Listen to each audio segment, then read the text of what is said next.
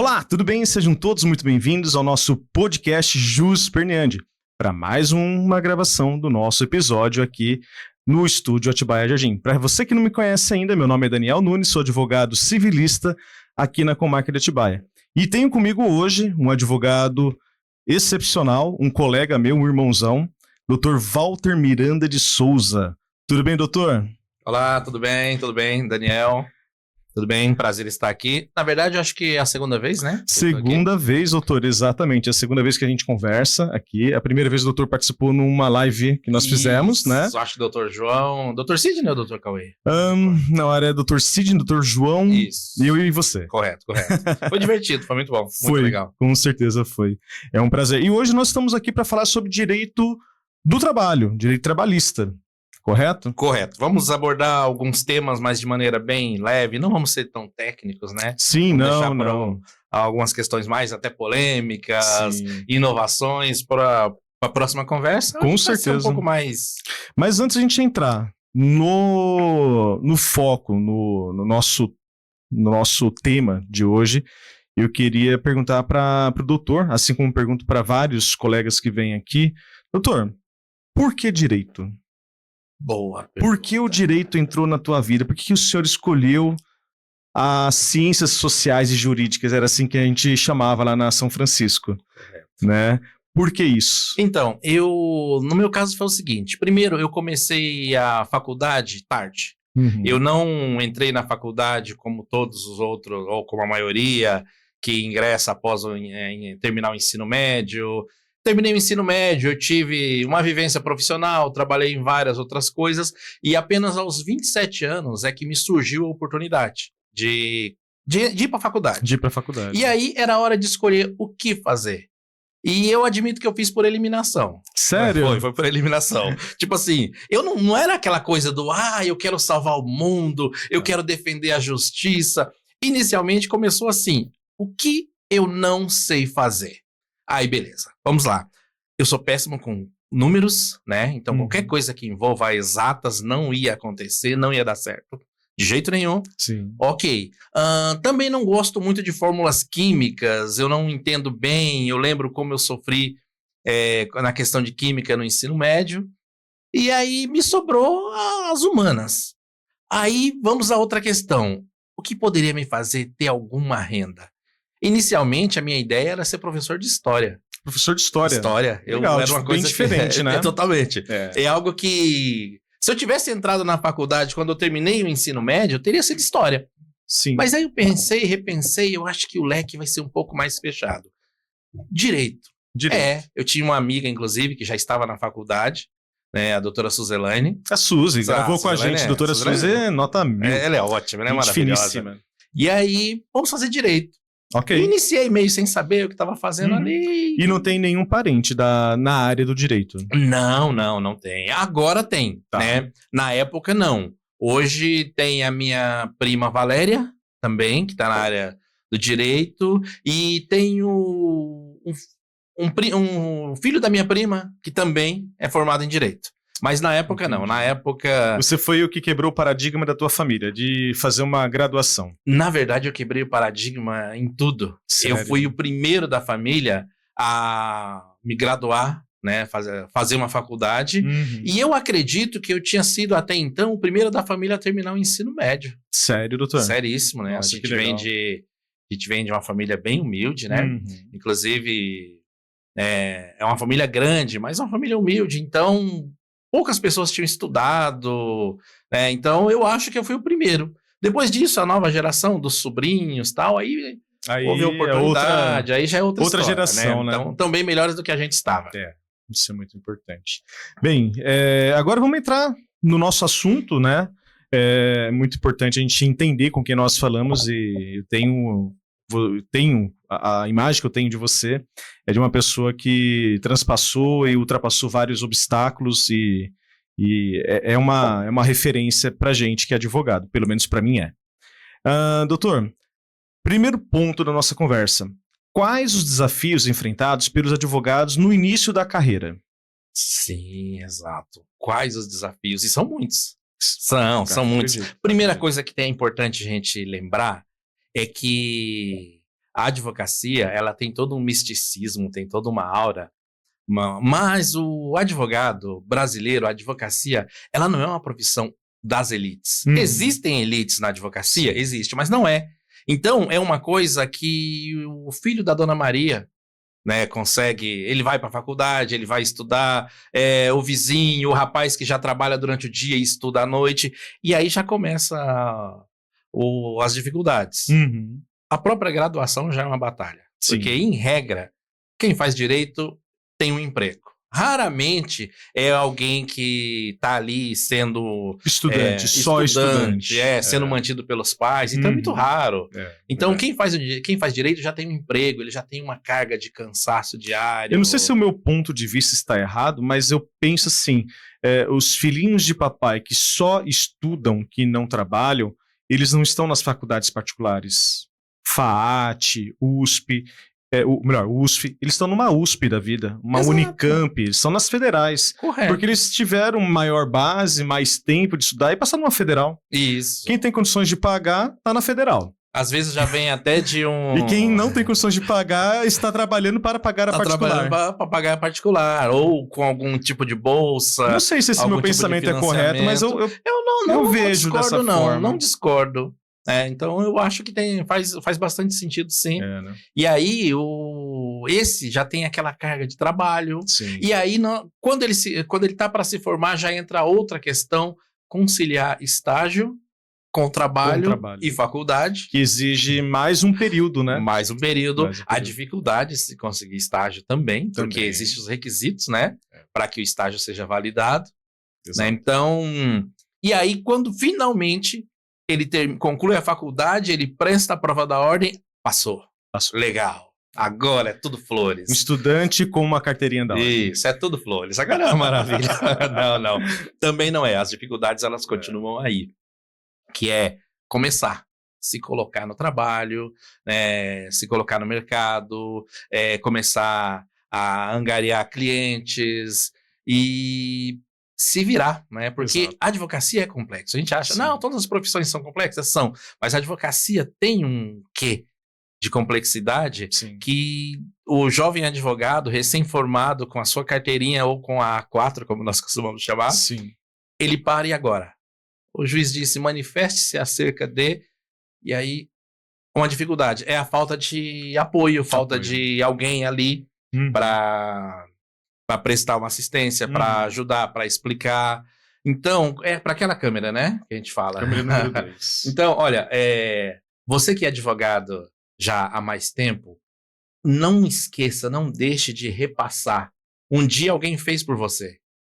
E se você teve que lutar sozinho e se virar sozinho, mais um motivo para você repassar. O que acontece? Você precisa, né, passar para frente. Transmitir o conhecimento. A gentileza, o conhecimento. Né? Eu me recordo que quando eu me formei, passei da ordem, vai começar a trabalhar, eu não tinha nem escritório ainda, conheci o Dr. Daniel. Nos conhecemos no fórum, né? No fórum, inclusive. Isso, aí nos encontramos no fórum, não fomos apresentados pelo Dr. Sidney. Exato. E aí nos encontramos no fórum, onde você falou, vem cá, vamos trabalhar junto. E aí eu fiquei assim, tá fácil demais, tá estranho. Não, vamos montar uma parceria. Eu falei, mas por que montar uma parceria com alguém recém-formado? Isso já faz mais de década, né? Sim, verdade. Mas isso aí é passar para frente. Sim. Passar a gentileza para frente. Eu confesso para você que eu advoguei sozinho por 8 anos. Eu nunca tive nenhum colega para tirar uma dúvida, para perguntar o que você acha sobre tal assunto. Ter uma segunda opinião, nunca tive. Por 8 anos. E eu lembro que o meu porto seguro, sempre falo, né? Era um funcionário do fórum, o João, né? Da primeira vara civil daqui da Atibaia. Tenho certeza que ele nos assiste aqui. E assim, quando eu tinha dúvida, eu ia falar com o João. Porque assim, foi a única pessoa que eu me sentia seguro ao ponto de chegar e falar, olha, eu não sei fazer. Eu não tinha vergonha de falar para ele que eu não sabia fazer. Emitir uma guia DARI. Custas. Como emitir uma guia de custas? Eu não sabia, a faculdade não me ensinou a emitir guia de custas. Entendeu? O primeiro, adite-se. Como eu faço um aditamento de uma petição inicial? Isso quando o Aditz ele vem sem nem explicar onde, Não, né? e outra, você é um jovem... Exato. E outra, você é um jovem advogado, você tem vergonha, você tem medo, e você não vai perguntar para um outro advogado experiente para falar, olha, eu não sei fazer. E a vergonha, como que fica? Exato. Entendeu? E a vergonha? Morria de vergonha. Então, assim, no começo da minha carreira eu passei muito perrengue, eu fui aprendendo, e assim, eu, particularmente, né, quando eu posso, eu sempre ajudo. Né? O doutor foi um Exato. que, assim, todos que eu tenho contato, eu vejo que são pessoas de bom coração, e falo, vamos andar junto, porque andar sozinho, você chega no mesmo caminho com um tempo dobrado de estimativa para você chegar no mesmo lugar. Pessoas, advogados que andam juntos, que têm o mesmo propósito, chegam mais longe, mais rápido, no meu ponto de vista. Né? Exato, eu nunca deixei de passar essa gentileza para frente. Exato. Né? De repassar. E essa é uma coisa que fica aqui, né, no nosso coração. Se você foi ajudado, ajude, passe, né, a gentileza. Porque é uma das dificuldades Exato. da advocacia. Né? O jovem advogado, e depois quando você se torna mais velho... Não digo só o jovem advogado, eu digo todos os advogados, a maioria, em sua maioria, tem uma coisa que carrega, que acha que o colega é concorrente e que se ele sabe, ele não vai passar o conhecimento dele para um outro advogado para virar o concorrente dele. Cara, é ao contrário. Verdade. E não existe essa concorrência na advocacia. Não existe. Eu não me recordo de ter perdido um cliente por um colega advogado. O que eu vejo é que existem colegas desleais e pessoas que vão lá e falam mal do outro advogado para tomar o advogado. Isso eu já escutei, já vivenciei, vi isso daí acontecer. Né, o qual eu não admito, acho que é totalmente desleal. Mas, cara, o sol tá aí para todo mundo, tem cliente para todo mundo, tem muito advogado, tem muita causa. Tem sim. Né? Tem. Então, não é a dificuldade principal, não seria essa. Ah, estou perdendo meus clientes para o escritório X. Não está. Acho que a dificuldade do novo advogado é conseguir um cliente. Ter a abertura, ter a coragem de se vender.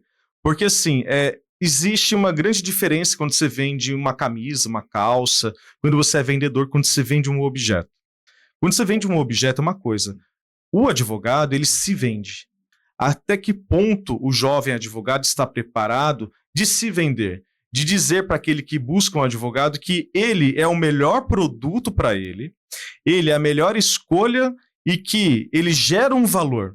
Gerando o valor de que ele é uma pessoa importante para aquele caso, ele pode precificar. E aí vem o pulo do gato. Como precificar o valor que ele coloca? Eu sou um advogado especializado em direito do trabalho, por exemplo, eu tenho pós-graduação, eu tenho anos de experiência, ou então eu tenho uma facilidade para resolver tais problemas. Você não está gerando precificação com isso, está gerando valor.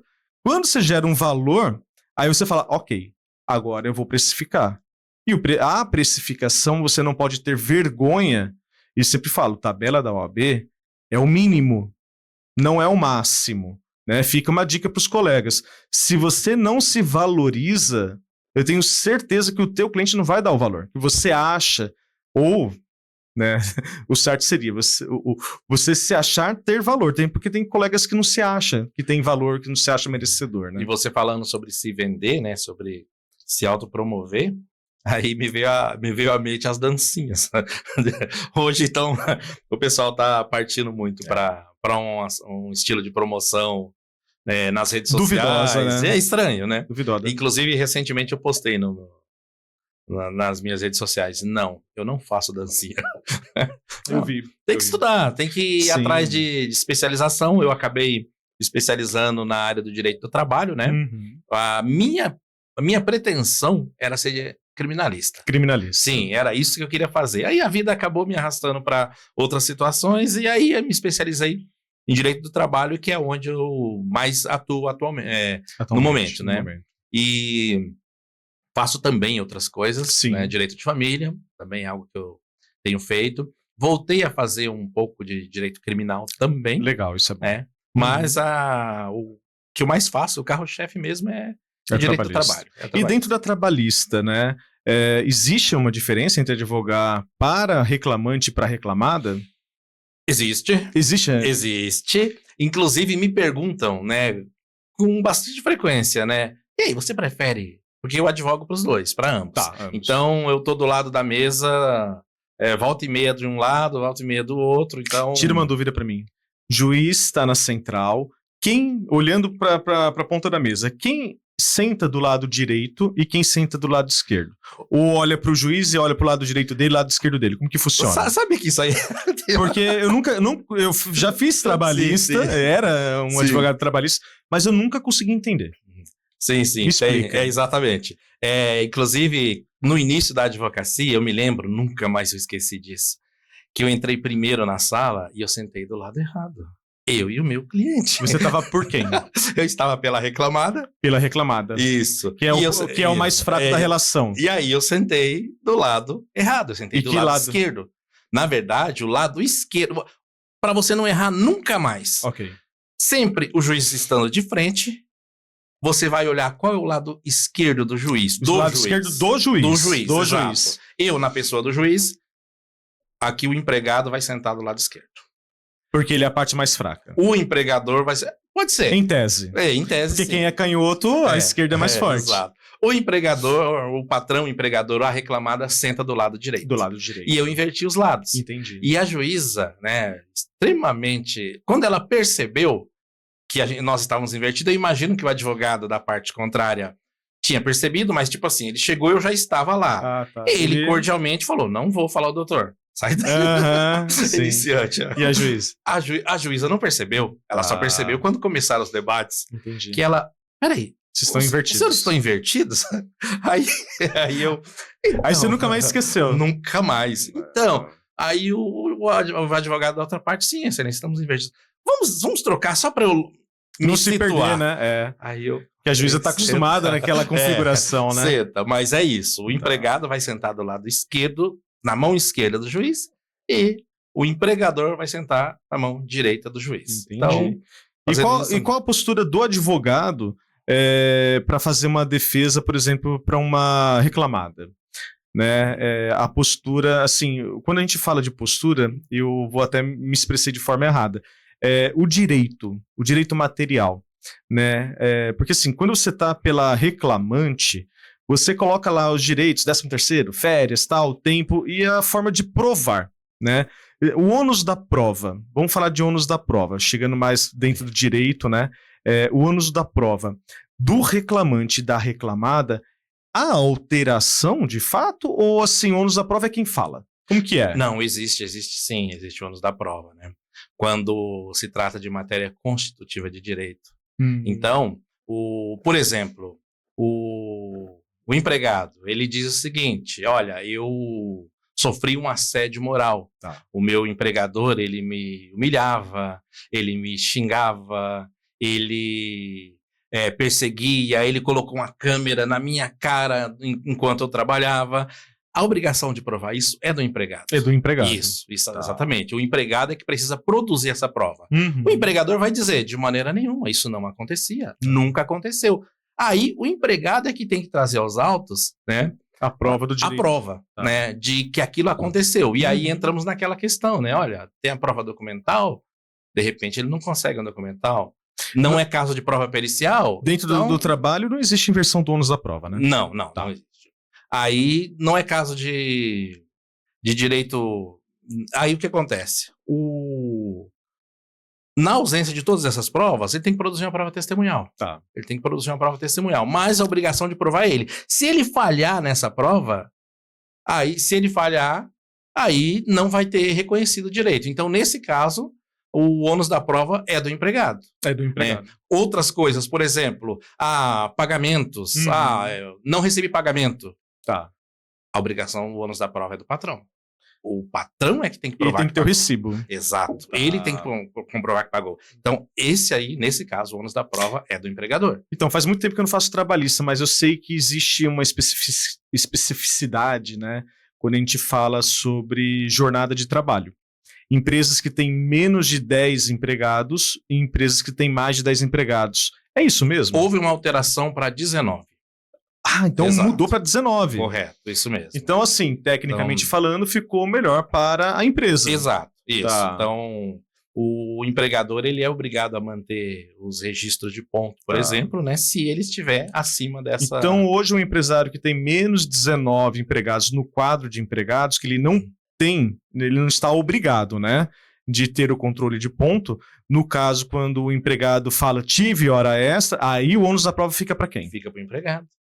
Porque a empresa, ela é uma empresa com menos de 20 empregados. Caramba. E por esse motivo, o empregado é que tem que produzir a prova da hora extra. Em regra, essa prova ela vai ser produzida por testemunha. Testemunhal. Né? Pode ser uma prova testemunhal. Mas a testemunha do ouvir dizer, isso não serve, né? No direito do trabalho, a testemunha ela tem que ser ocular. Ocular. Né? Não tem como ouvir dizer. E é engraçado, às vezes acontece isso, de que uma testemunha é arrolada e ela fala, olha, eu fiquei sabendo que ele foi constrangido, eu fiquei sabendo que ele trabalhava até mais tarde. Eu trabalho na mesma empresa, mas eu ouvi dizer. Setores diferentes. É uma das coisas que o advogado da empresa, da reclamada, ele vai bater em cima. Entendi. Né? Essa testemunha veio produzir prova de que o reclamante fazia horas extras.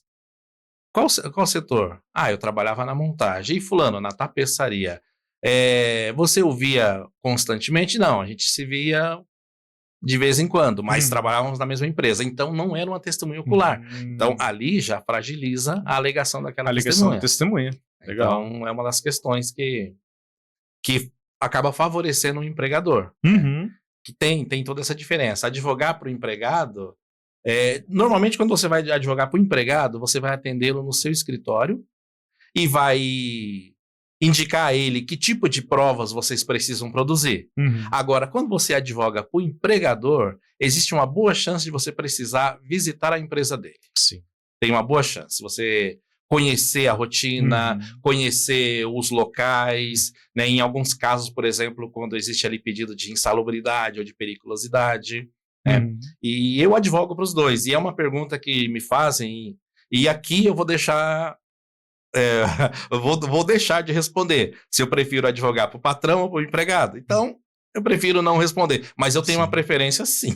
Existe uma preferência. Existe uma preferência, né? Mas, por exemplo, o empregado, né, tem uma das diferenças. O empregado, ele quer receber, ele acha que ele tem uma galinha dos ovos de ouro na mão e ele acha que ali vai lhe render um direito, né, que vai tirar o pé da lama. Entendi. O empregado, em muitos casos, ele não busca apenas a reparação do prejuízo. Ele acha que vai acontecer algo importante, algo que agora sim eu vou mudar de vida. Quando, na verdade, o direito do trabalho não é para enriquecer o empregado, é apenas para reparar o prejuízo que, eventualmente, o empregado tenha tido. Quando eu parei de fazer direito do trabalho, fica consignado aqui a minha história também, eu fiz de tudo. Quando eu comecei a advogar, né? Então, assim, eu era clínico geral, fazia civil, trabalhista e criminal, fazia todas as áreas. E eu lembro que na minha época, antes da reforma da CLT, nós sempre montávamos a reclamação trabalhista, sempre advoguei para reclamante, né? Agora, depois de velho, que advogo para a reclamada.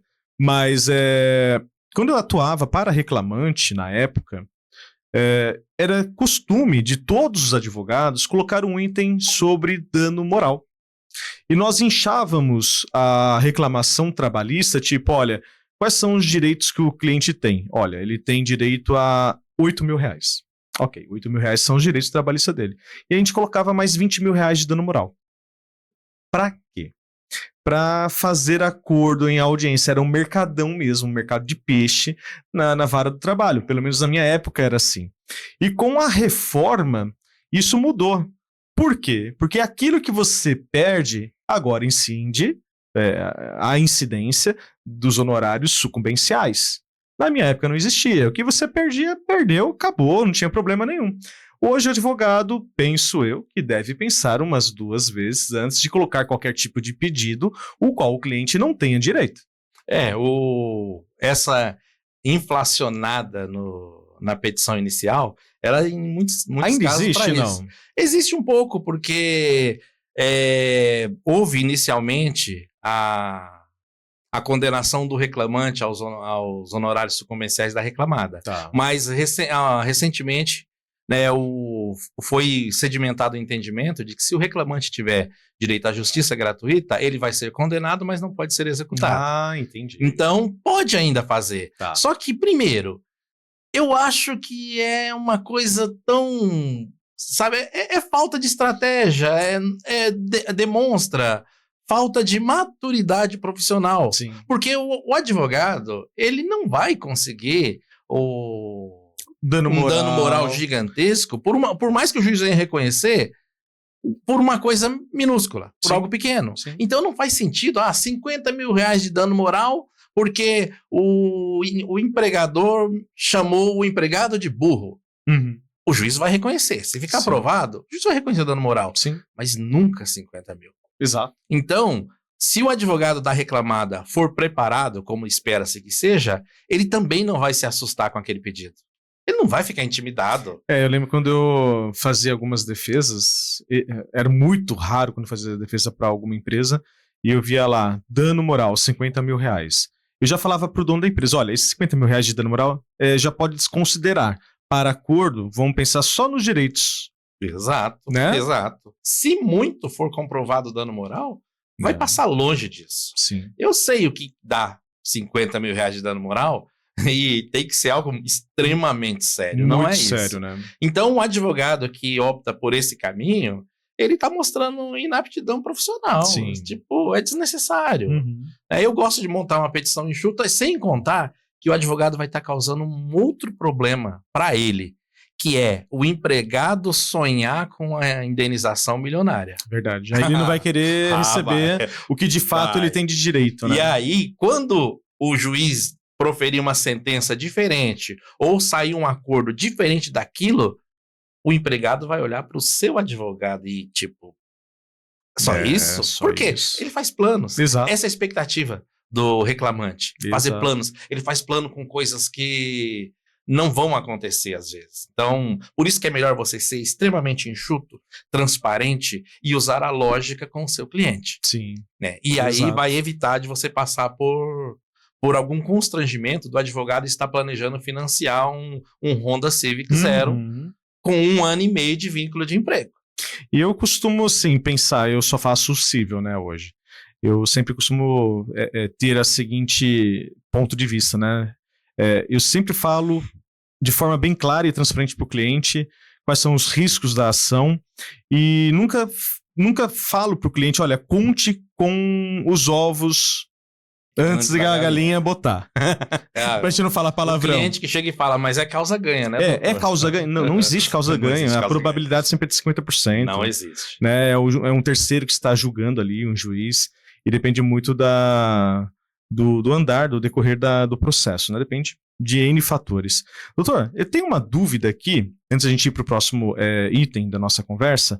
Eu nunca consegui entender a questão de verbas indenizatórias e de verbas... São 2 tipos de verbas, São não é? verbas indenizatórias e verbas rescisórias. Porque eu lembro muito bem quando a gente fechava um acordo, e aí eu sei que a gente tinha que tentar jogar todas as verbas para um lado, para não incidir INSS, alguma coisa assim, algum desconto, né? Eu nunca, sinceramente, consegui entender. Todas as vezes que eu fiz, quando atuava no trabalhista, por isso que eu deixei de atuar no trabalhista, eu sempre pedia ajuda pro colega do outro lado. Falei, doutor, me ajuda aqui. Todo mundo passa por faço? isso. A bendita... Sabe que existe até uma dúvida no próprio judiciário sobre algumas verbas que devam incidir ou não os recolhimentos tributáveis? Eu não Existe, sabia. sim. Então, primeiro, se você está pelo reclamante, quando for discriminar as verbas, você vai deixar ao que o juiz faça. Que o advogado da reclamada indique. Porque é ela que vai pagar. É ela que vai pagar. Né? Aí, em outros casos, o juiz, primeira coisa, tentar colocar elas todas como verbas indenizatórias. Indenizatórias. Né? Exato. Tá. E aí, o juiz vai, se ele colocar, beleza. Se não, deixa que o juiz discrimina, porque tem essa questão de quais as verbas que incidem e quais não incidem. Porque aquela verba só, estamos fazendo acordo, vamos colocar tudo como verba indenizatória? fundo de garantia, dano moral, o saldo de salário, e essa... Então, coloque tudo como indenizatório. E aí, já resolve toda essa questão. Melhor coisa. Fica aí, né? Eu, como não atuo mais na área, mas é uma questão boa de a gente falar. Doutor, quais os principais erros cometidos pela reclamada? Boa. Isso é importante. Existe uma reiteração de atos de reclamadas que cometem certos tipos de erros? Existe. A reclamada, uma das coisas que a reclamada tem recentemente cometido com bastante reincidência é a tal da pejotização. Você pega um empregado, né, você quer que ele execute determinada função para você, mas você não quer registrar a carteira de trabalho dele, né, ou não pode, ou acha que vai ficar muitos encargos. O que você faz? Abre uma MEI. É isso que o empregador vai fazer. Abre uma MEI e aí você vai trabalhar para mim como um prestador de serviço. Ok. Aí o empregado abre a MEI. Aí você determina para o empregado, olha, o seu horário vai ser das 7 da manhã às 5 horas da tarde, tá? Aí não esquece, seu horário para almoço é do meio-dia a 1. E aí na semana que vem, não, olha, eu tô mudando, seu horário agora vai ter que ser das 11 ao meio-dia, porque fulano tá almoçando agora do meio-dia a 1. Tá ok. Aí você vai faltar, tudo bem, não esquece de trazer atestado. Subordinação, pessoalidade, habitualidade, onerosidade. Os requisitos do trabalho. Exato. E aí o empregado, ele angaria todas as provas com relação a isso, ele sai e entra na justiça e o empregador tá tranquilo, doutor. Aí o doutor, estamos tranquilo? Tá aqui, ó, contrato de prestação de serviço dele. Meu Deus. E te entrega o contrato de prestação de serviço. Aí você pergunta pra ele, escuta, ele podia mandar uma outra pessoa no lugar dele? Exato. Ele poderia prestar serviço do CNPJ dele para uma outra empresa concomitante? Não, é só pra mim. Eu já tinha... Exclusividade. Ele só poderia trabalhar pra mim. Aí, o que acontece? E se ele faltasse? Não, se ele faltasse, ele poderia mandar uma outra pessoa no lugar? Claro que não aceito outra pessoa dentro da minha empresa. E aí... o empregador, ele acha que está protegido, ele acha que está tranquilo, mas não está, porque isso aí é apenas uma maquiagem por um vínculo de emprego. Eu tive acesso a um contrato desse de pejotização essa semana. Um colega me entregou o contrato que ele ia assinar com a empresa dele, MEI, né, para prestar serviço para uma empresa, e perguntou quais eram os riscos, né, daquele contrato. Eu li o contrato. Uma coisa que eu achei muito interessante nesse contrato, a contratante coloca que a contratada, que é a empresa CNPJ, quem deve e quem pode prestar serviço somente de forma exclusiva os sócios. A gente está falando de MEI. MEI, quantos sócios tem? Só ele. Micro, empresário, então, individual. Entendeu? Então eu falei, nossa, que legal. Contratando uma MEI e de forma exclusiva. Somente os sócios poderão prestar serviço para a contratante. Só falta assinar a CLT do cara, né? Sim, e aí quando vem uma ação, o empregador ele acha que está tudo bem e não está. Né? Exato. Aí é um dos erros que o empregador ele comete. E tem outra coisa também que eu acho que é importante pontuar, que é um erro do empregador. Seus prepostos mal treinados e mal preparados para gerir pessoas. Tá. Vamos admitir, e agora é um ponto de vista meu, que de um tempo para cá, o mundo ele ficou extremamente fragilizado. Está bem mais fragilizado do que antes. Então, o que antes era uma reprimenda, hoje é uma ofensa. O que antes era apenas uma cobrança, hoje pode ser considerado uma perseguição.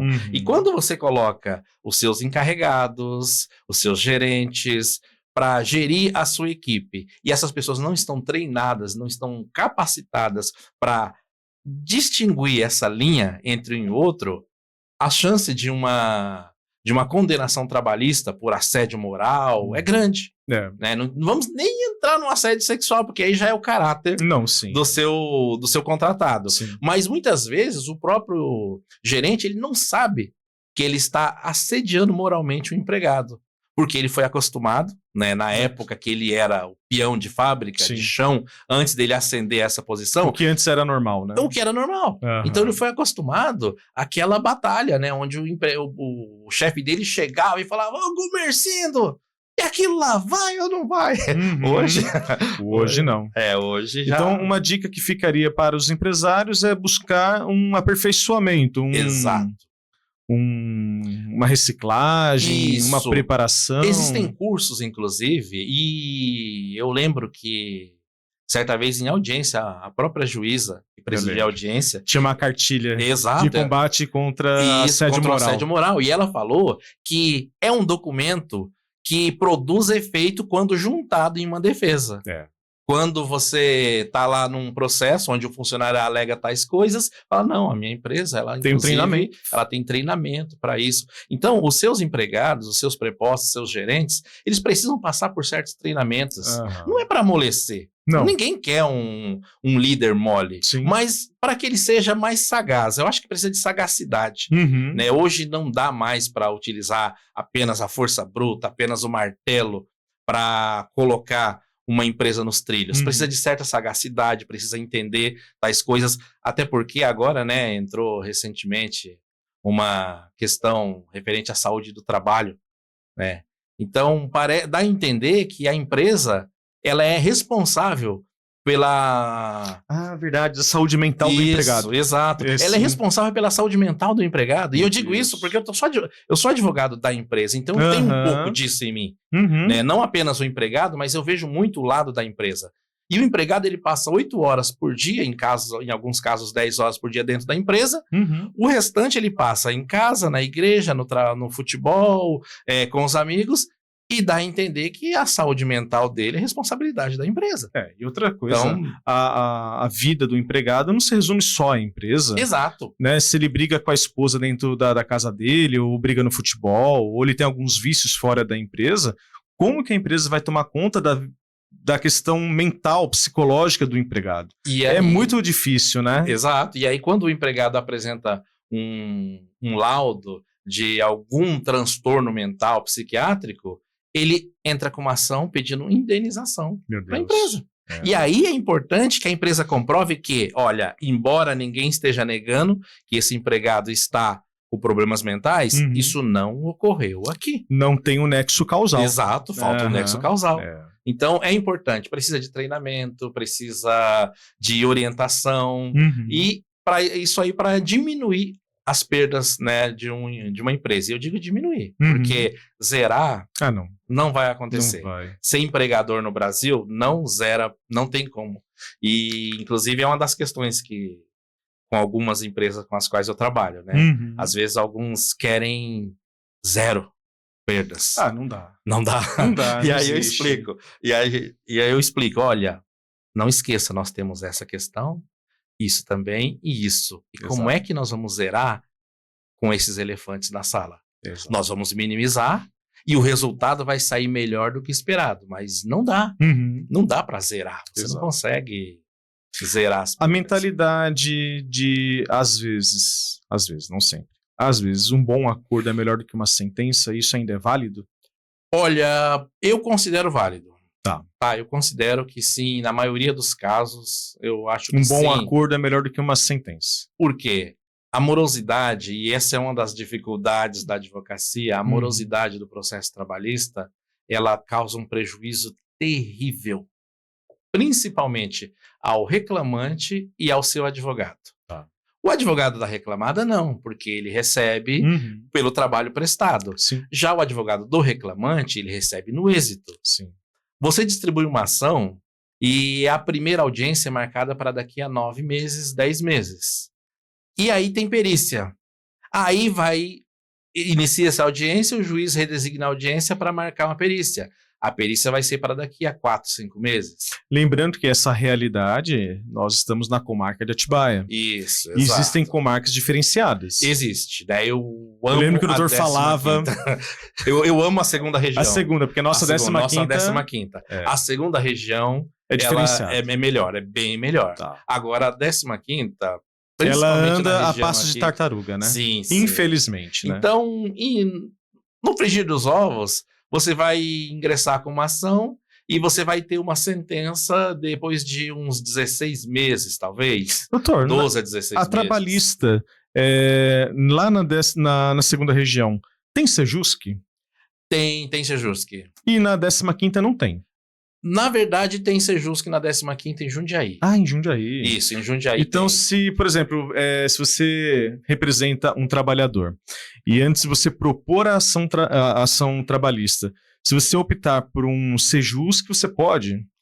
Pode sim. E como que é os advogados trabalhistas no dia a dia? Isso acontece ou é do desconhecimento ou não é da prática? Sabe do onde advogado? isso costuma acontecer? É após na fase de execução. Ah, na fase de execução. Na fase de execução. Mas uma pré-processual para falar, olha, não. Eu vou entrar com uma ação porque você não pagou o 13º, férias, tal. Vão fechar um acordo para não entrar com a ação? Faz uma pré-processual, isso não existe? Não, isso não existe. Não é feito. É feito na fase de execução, aí é remetido para Jundiaí. Eu fiz já algumas, né? E elas são feitas por vídeo, inclusive. Também fiz Eu sou da opinião de, seria louvável se a gente tivesse a oportunidade de fazer uma pré-processual, ao invés de você esperar 1 ano e meio, 2 anos para uma sentença judicial, de repente, numa pré-processual, você resolver a questão. Às vezes até o advogado da empresa fala, vamos resolver. É muito mais em conta para a empresa, de repente, fechar um acordo numa pré-processual, a não ser que o cara tá pedindo alguma coisa absurda, que não tem lógica, né? Mas se de repente, talvez sim, seria uma boa se a gente tivesse, né? Aqui em Atibaia, por exemplo, a opção de, você quer distribuir uma ação ou entrar com uma pré-processual. Assim como é no cível. Exato, seria uma boa. Sim, sei lá, não sei se funcionaria. No teu ponto de vista, sendo advogado da área, você acha que funcionaria? Eu acho que funcionaria. Inclusive, eu até iria preferir, porque é exaustivo. É exaustivo. A advocacia trabalhista, na questão da tramitação, é exaustivo. Você distribuir e ver que a sua audiência vai demorar muito... E aí você vê que não vai ser resolvido ali, salvo questões de acordo. Por isso que eu volto na questão do um acordo é interessante? Geralmente sim. Não sempre, mas geralmente sim. Por quê? Ainda vamos ter perícia, depois vai ter sentença e, quiçá, recurso. Então, é verdade. Ter um Sejusc para discutir... antes de judicializar, eu acho que seria ótimo. Seria ótimo. Iria melhorar muito, bastante mesmo. Doutor, a gente falou sobre pejotização, né? Que se seria uma boa opção ou armadilha. Ficou, eu acho que entre nossas conversas, essa questão falada, mas quer acrescentar alguma coisa essa questão? Olha, é uma boa opção, uma armadilha? Não é uma boa opção. Não é uma boa opção. Não é uma boa opção. Tá. Então eu já vou ticar aí no item armadilha. Porque o empregador ele não vai conseguir cumprir todos os requisitos para tornar aquele contrato válido. Então não é interessante. A não ser que ele seja um eventual. Sim, mas aí já é outra modalidade. É outra modalidade, okay. Né? Porque a pejotização, no caso que a gente estava conversando, ela é... É um empregado mesmo. Exato. É um prestador de serviço constante, fixo. Então, o empregador não consegue cumprir os requisitos. Não dá, então, ele vai ter problema. Então, fica a dica para os empresários que nos assistem de que pejotizar os teus colaboradores, né? Hoje é colaborador, né? Talvez você esteja entrando aí numa questão pior do que o seletista. Doutor, o que descaracteriza, né, essa prestação? O que torna um vínculo de emprego de forma assim clara e rápida? O que descaracteriza a pejotização? O que descaracteriza, primeiro, é você estipular horário para o empregado, para o prestador de serviço. Ele tem que ter o direito de fazer o horário dele. A obrigação dele é cumprir a tarefa. Então, de repente, ele presta serviço para outras empresas e ele quer fazer essa tarefa no sábado e domingo. Não, no sábado e domingo não pode. Você tem que fazer de segunda a sexta, do horário e tal. Isso descaracteriza. Entendi. Né? Então, é o principal. Né? A pessoalidade tem que ser você. Não pode vir outra pessoa. Quer ver um exemplo? Que existe a pejotização? O cuidado com pacientes em hospitais e home cares, os chamados cuidadores. Tá. Né? Vamos fazer uma MEI para você ser um prestador de serviço para mim. Ok. Só que no dia em que aquele enfermeiro, técnico de enfermagem ou auxiliar não puder, ele tem o direito de falar, vou mandar a Maria Aparecida.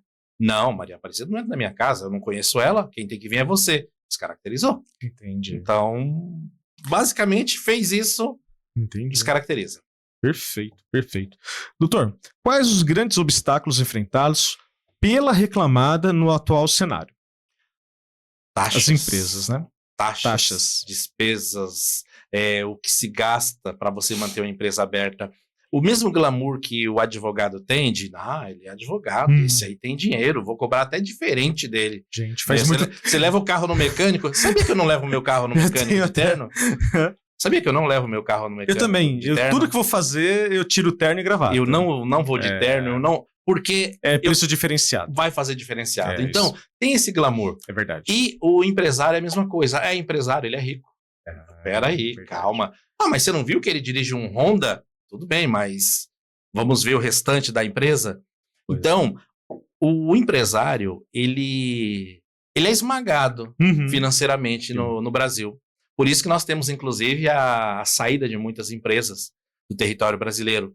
Empresas que estavam firmadas dentro do território brasileiro se mudam para outros países na América Latina, produzem e mandam o produto para ser vendido no Brasil. Mais barato do que se ele produzisse no próprio território brasileiro. A logística de trazer esses produtos para cá, de fazer a entrada legal do produto, a importação do vai produto sair mais barato do que ele produzir aqui. Exato. Então, essa é uma das coisas que é a empresa reclamada, é uma das grandes dificuldades, né? Uma coisa que se ouve muito do reclamante, o empregado, né? Não, vamos para cima porque ele tem dinheiro. Não é assim. Isso não quer dizer nada, por mais que tenha. É como se fosse uma vingança. Por mais que tenha dinheiro, e nem sempre tem. E tem acordos, né? Melhor dizendo, tem processos que, se fossem julgados totalmente procedentes, levaria a empresa à falência. E nem estamos falando de grandes valores. Sim. Né? Eu tenho o hábito, como eu disse, de visitar as minhas empresas, às quais eu presto serviço, e inclusive acompanhar até o fluxo de caixa. Tá. Né? Quando você adquire uma certa confiança, o empregador, ele te apresenta até essas informações. E você vê que realmente circula muito dinheiro. Mas para onde vai esse dinheiro torna a empresa no vermelho, quase no vermelho, ou está sempre à beira da falência.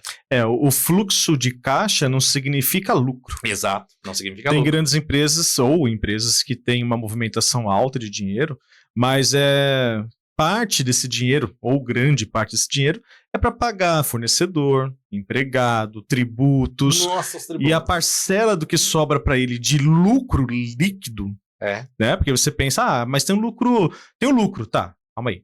Tem que separar ainda do lucro. Tem lucro bruto e lucro líquido. Exato. Né? O lucro líquido, às vezes, o cara ganha menos que o empregado. Sim, e ele é um herói que está mantendo uma estrutura gigante, uma responsabilidade gigante, e o empregado ainda tem raiva do patrão. Exato. Ele está ali mantendo uma empresa que tem... quem sustenta a família é o empregado, ok, mas quem paga o salário para que o empregado possa sustentar a sua família é o patrão. Exato. Então, é uma empresa que está pagando salário para 70 empregados que, por sua vez, sustentam lá suas famílias, e mesmo assim, às vezes, o empregador ele é visto como vilão. Sim. Né? As pessoas acham que o empregador é o vilão, que ele é o explorador. Isso, não é. Não é. E... assim... existem exceções. Claro, óbvio, existe. Como sim. Em todas as profissões há exceções, no empresariado também há exceções, mas nem sempre o dono de uma fábrica, um dono de uma loja, ele é o vilão. Ele carrega nas costas o risco da atividade econômica. Então, quando dá um BO, Quando o empregado faz alguma coisa errada dentro da empresa, quem responde? É O patrão. É o risco da atividade econômica. Ele é prestador de serviço. O empregado dele fez alguma besteira dentro de uma casa que contratou o serviço deles. E o empregado fez alguma coisa errada. Quem responde? Patrão. Então, assim, é um paradigma, é um modo de ver.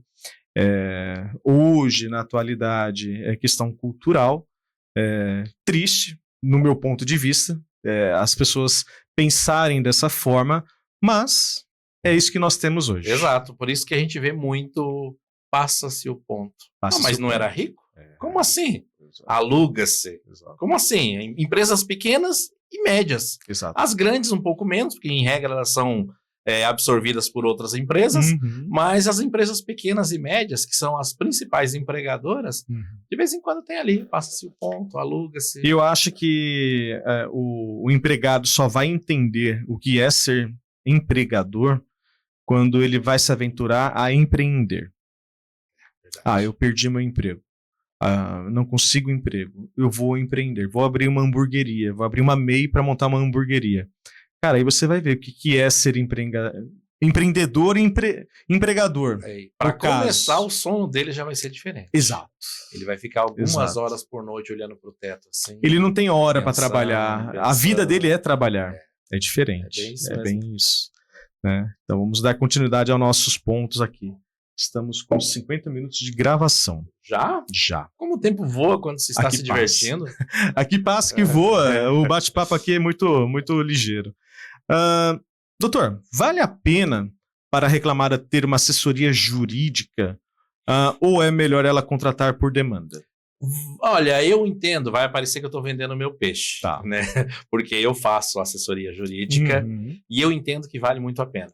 Eu também acho. Vale, eu entendo que vale a pena por algumas questões, né? Primeiro, que quando o empregador ele contrata uma assessoria jurídica, o valor que ele vai pagar mensalmente vai ser inferior ao que ele pagaria contratando por demanda. Sim. Né? Então já seria diferente. Segundo, que quando ele tem uma assessoria jurídica, ele não tem apenas um advogado. Ele tem um parceiro, ele tem vamos dizer, usar a palavra, não sei se caberia, mas um chefe de RH, ele tem um quase contador, que é o fato do advogado, ele tem também um técnico de segurança do trabalho, isso é muito importante. É verdade. Tem sim. Quando a empresa contrata a assessoria de um advogado, ele ganha um técnico de segurança do trabalho. Também. Então, o advogado ele não vai só apagar um incêndio, o trabalho dele vai ser evitar que alguns focos de incêndio surjam. Que é a consultoria. Exato. Ele vai na empresa, ele verifica como que está a situação, procura saber como que andam as questões de RH, como férias de funcionários, está em dia, está tudo certo. Ok. Os laudos e liberações municipais para a operação também está funcionando. Existe tudo isso. Isso aí vai diminuir bastante a demanda de reclamações trabalhistas. Sim. E, óbvio, vai refletir no prejuízo da empresa. E tudo isso pagando mensalmente. Eu acho. Ou seja, que é um investimento. É um investimento. Eu acho que vale muito a pena. Eu acho que vale a pena, sim, para a empresa ela ter uma assessoria jurídica. Uma assessoria. De uma contratação mensal. Exato. E não por ato. Isso. Eu presto serviço para algumas empresas exatamente nesse formato. Né, que é uma contratação mensal. Claro que aí tem os pormenores de como vai ser esse contrato, de acordo com o tamanho da empresa, quantos processos por mês vão englobar e coisas do tipo. Mas eu nunca tive problema com isso. Ultrapassou o limite o volume de trabalho previsto. Não. E ainda assim, é comum, recentemente, era o quê? Umas 8 horas da noite, quando um cliente estava precisando de um contrato. E ele estava com uma dúvida, na verdade. Era um contrato antigo. E ele falou, olha, eu estou fechando um contrato aqui de prestação de serviço e eu preciso... O contratante está com a dúvida sobre a cláusula 20. Era 8 horas da noite. Aí manda para mim. Sim. Eu estava fazendo janta. Sim, eu faço janta. Diferenciado, advogado. Eu estava fazendo janta. E aí verifiquei a cláusula 20. Aí ela falou, olha, ela só precisa que explique o que significa. Mandei um áudio e falei, olha, isso significa isso, isso, isso.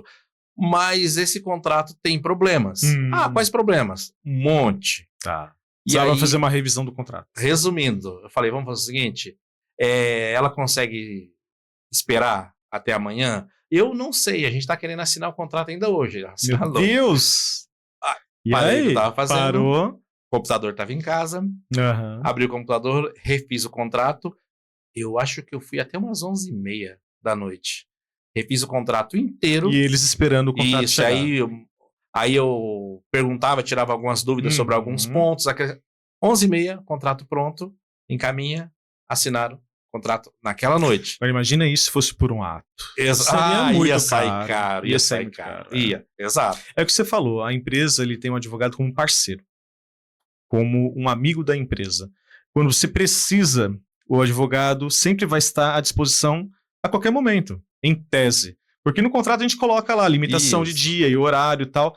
Cara, mas se surgir um imprevisto, o advogado vai estar lá. Sim, você vai valorizar o seu cliente. Exato. Imagina, não tem horário. Exato. Por mais que o contrato ele especifique horários, sim, você valoriza o cliente. Com certeza. Então você vai sim dar suporte, dar uma relação de parceria. Coisa que você não vai conseguir se você precisar sair atrás de um advogado por um único ato. Imagina, 8 horas da noite, por exemplo, num sábado, né?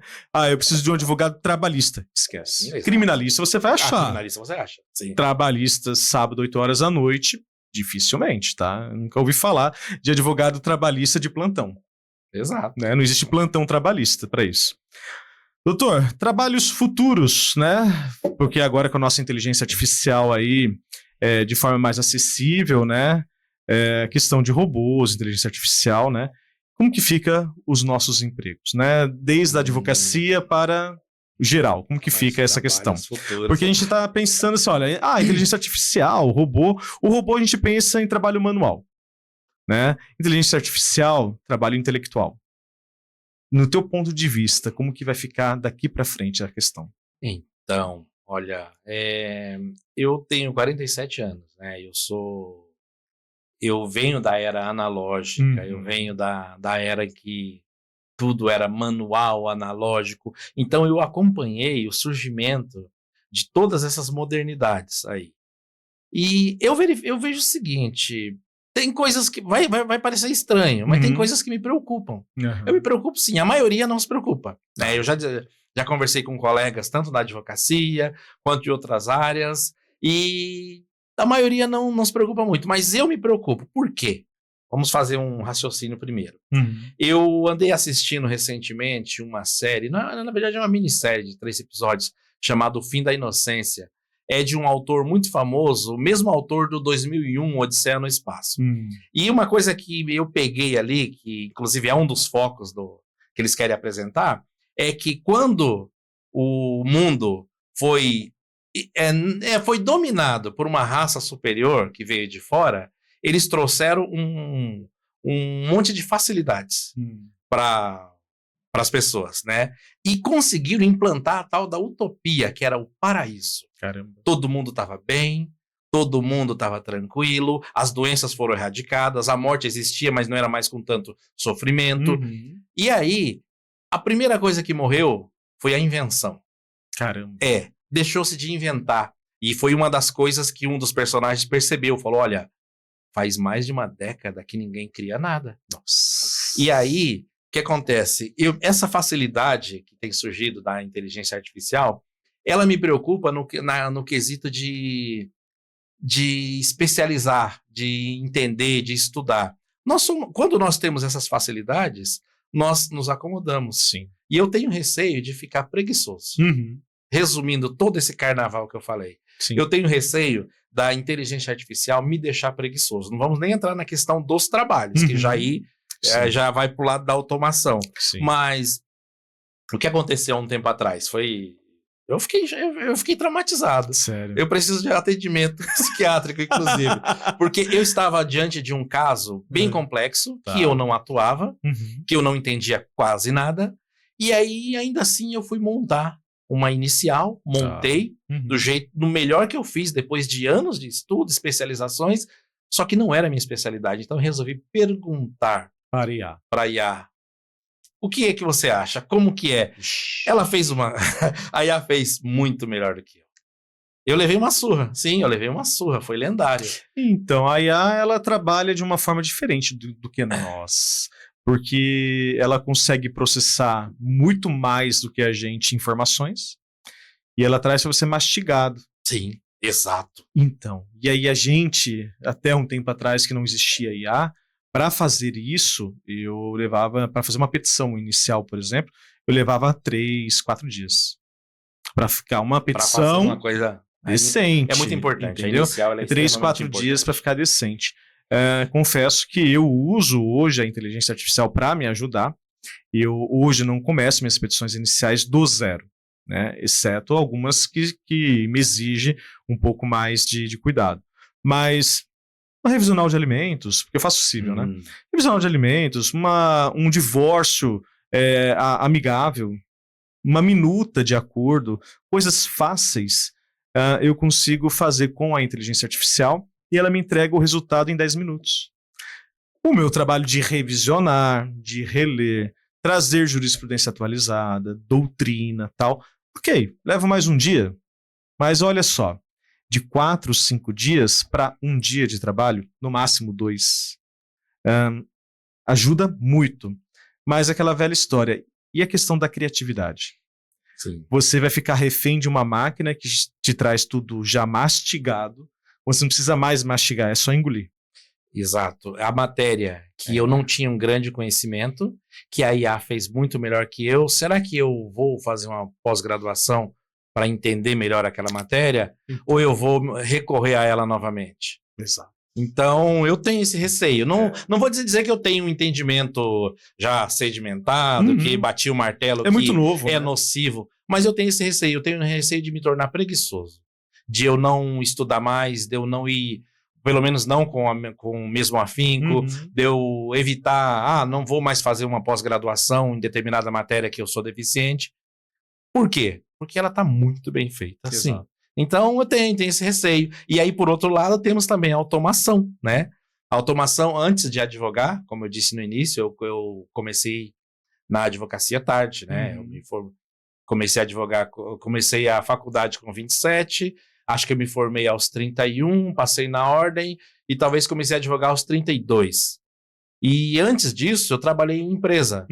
E essa empresa, ela tinha uma linha de solda. E em determinado momento, trouxeram um robô da Suíça que fazia o trabalho. E uma pessoa, né, inclusive eu fui escalado para aprender a operar aquele robô, e ele fazia o serviço de vários soldadores. Nossa. Passado mais um tempo, trouxeram mais 2, e depois mais um. Quando eu saí de lá, existiam 4 robôs. Ok, a produção aumentou, mas eu acredito que a contratação de soldadores manuais diminuiu também. Então, mas vai ter sempre necessidade de um humano, talvez 2, não 15 ou 20. Para operar, não para colocar a mão na massa. Exato, e não é mais 15 ou 20, e aí, ou 2. Você pensa, ok, vai precisar de 1, 2 ao invés de 20, e a especialização é outra. Eles vão buscar um engenheiro. Exato. Alguém especializado, não só o cara que sabe fazer a solda, mas o cara que é especialista em TI.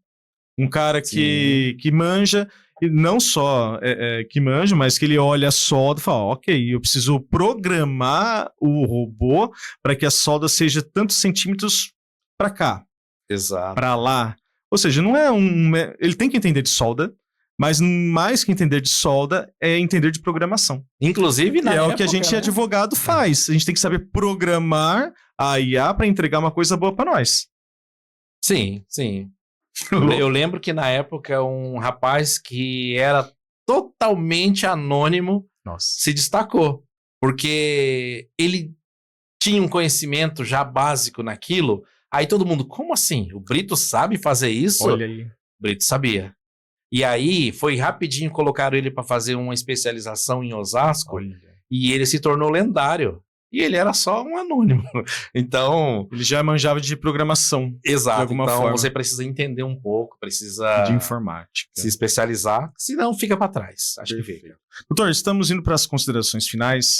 E eu queria que você deixasse já, olha lá, estamos com 1h04. Então realmente.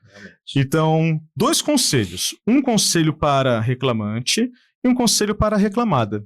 Bom, para o reclamante, a gente sabe que existe sim muitas situações em que o empregado ele sofre, ele é prejudicado, e por esse motivo, o reclamante, ele precisa, primeiro, não deixar de produzir provas de eventuais prejuízos que ele tenha sofrido durante o trabalho. Ah, se acidentou. Não, deixa isso entre nós aqui. Ah, mas não tem que abricate? Não, abricate vai ser problema. Vamos deixar isso aqui entre nós. Vai para casa descansar. Isso aí só vai trazer prejuízo, porque posteriormente, se precisar, não vai haver registros desse acidente, não vai haver prontuário médico de atendimentos. Então, o empregado ele sempre tem que zelar pelo seu bem-estar e produzir provas de que ele entenda necessário. Como? Olha, você trabalha em uma coisa que não é a sua função? Registra. Registra isso. Você bate ponto no relógio de ponto para entrar no horário de entrada e saída, e nas horas extras você assina num caderno. Isso acontece muito. Empresas fazem isso. Caramba. Por quê? Para não precisar recolher as despesas, né? O registro da hora extra é a parte. Exato. Então, registre isso também. Nossa. Por quê? Porque se lá na frente você alegar... Foto. Tá. Testemunha, né? Fotografia. O parceiro que está fazendo hora extra junto exato, ali. Esse tipo de coisa. Tá. Então, o empregado, quando ele for entrar com a ação, ele tem que dar algo para o seu advogado trabalhar. Tá. Porque se ele não der, aí o juiz julgou improcedente, não conseguimos convencer o juiz e dá a entender que o advogado não trabalhou bem. Mas em muitos casos não é isso. Mas não traz simplesmente provas, não houve o ônus da prova, como nós falamos aqui anteriormente, o ônus da prova era do empregado. Sim. E ele não conseguiu satisfazer o juiz nesse requisito. Então, produzir prova do que ele considera. Por mais que, de repente, o advogado olhe e fala, não, isso não é. Eu já tive casos, né, da pessoa que, olha, eu trabalhava em determinada função, mas aí eu tinha que atender telefone. Então, eu era telefonista. Bom, quantas vezes você fazia isso? Né, por quanto tempo? Então, de repente, o advogado analisa e fala, não, isso não é um desvio de função. Ou seja, é melhor pecar pelo excesso da produção de prova do que com a falta. Exato. E para reclamada, primeira coisa, tenha uma assessoria jurídica. Ok.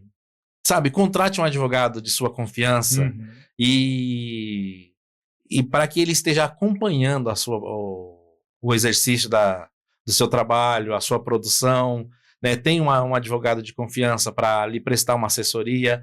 Não é jogar dinheiro fora, não é perda de tempo, né? Não é, não vou colocar um advogado aqui para ficar dando opinião. Em determinado momento você vai querer que essa opinião tivesse sido dada e ela não foi. Exato. Então tenha uma assessoria jurídica. E aí vem uma outra questão que eu acho que é super válida. Muitas empresas, elas têm o hábito de contratar, né, principalmente as empresas grandes, agora vamos falar de empresas grandes. Okay. Elas contratam grandes escritórios. Contencioso. Não é consultivo. Não é consultivo, é contencioso e são grandes escritórios porque acreditam que o resultado seria melhor. É produção em massa, não...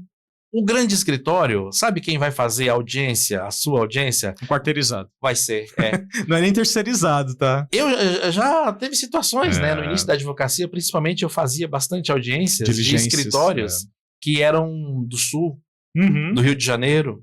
E aí, a reclamada era uma grande empresa. E esse escritório entra em contato com um advogado que não conhece o processo. Sim. Independente da competência desse advogado, ele não conhece o processo, ele não participou da instrução, das manifestações, da produção de prova. Ele só vai estar no dia da audiência. Exato. E aí torna-se uma coisa muito engessada. Né? O advogado da audiência está limitado demais. Sim. Primeiro que ele está sendo pago para fazer audiência, não para ler um processo de 600 laudas. Exato. Então, ou seja, o valor é pequeno. Ele vai ler, de repente, a contestação. O serviço prestado ele vai ser correspondente ao valor do que está sendo recebido ali, em tese. Enquanto isso... Ninguém faz milagre, né? Enquanto isso, a empresa ela vai achar que por ter contratado um grande escritório, ela está extremamente bem amparada, e não está. Nem sempre. Sabe o que eu acho?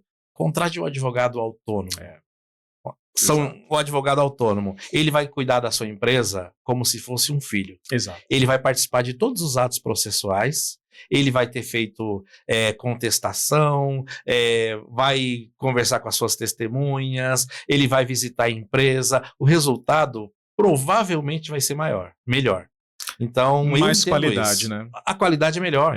Por quê? Porque ali é artesanal. Sim. Não é exato, não é uma linha de produção. Exato. Então, eu acho que uma dica para as empresas é essa.